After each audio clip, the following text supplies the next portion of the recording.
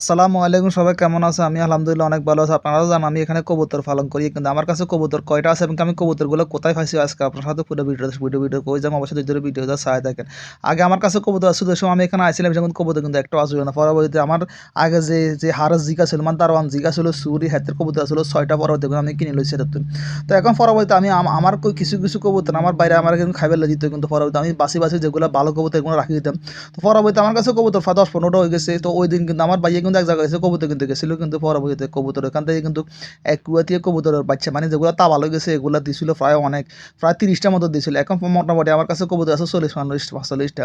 তো আমার ভাই আমাকে বলছে দক্কা দিয়ে এগুলো সুন্দর মতো লালন পালন কর, যদি কয়েকটা যদি বাঁচে বা যা কুকা মরি ধরে যা থাকে, এতে কারণে আমি সবগুলো এখন কি সুন্দর মতো টাইম টু টাইম খানা দিয়ে এমনকি পানি দিয়ে কিন্তু এগুলোর কিন্তু কোনো ওষুধ খাওয়াবো না, কারণ এখানে কিন্তু এই দেশে কিন্তু কুয়েতের যেগুলো মানে বাজ পাখির কবুতরগুলোকে পরাবো, আমি কিন্তু বেচলে কিন্তু বাজ পাখি মরে গেলে বা বেজার লাগিয়ে যাবে। এই কারণে করতেন না, কোনো ওষুধ বই খাওয়ানি হতো না, শুধু খালি রসুনের পানি খাওয়ামু আর কোনো সমস্যা নেই। তো এখন আমি মানে এগুলো সুন্দর মতো এগুলো দেখাশুনে, তবে এদেশে কিন্তু কবুতরের খাবার অনেক দাম বেশি। আমার ভাই আমাকে বলছে কদ এগুলো কিন্তু আবার দালালি কবুতর, তো দালালি কবুতর এদেশে কিন্তু খানা খায় বেশি। আমার আগত তোরা একটু হইর করিলে, আমাদের দেখো হইর করলে অসুবিধা না, যা হোক যে ১৫-২০ তো একবার টিকবো। তো অবশ্যই কেমন হয়েছে অবশ্যই কমেন্ট করে জানা, বাংলার ভিডিও শেয়ার করে নৌকে দেখার সুযোগ করে দিয়ে।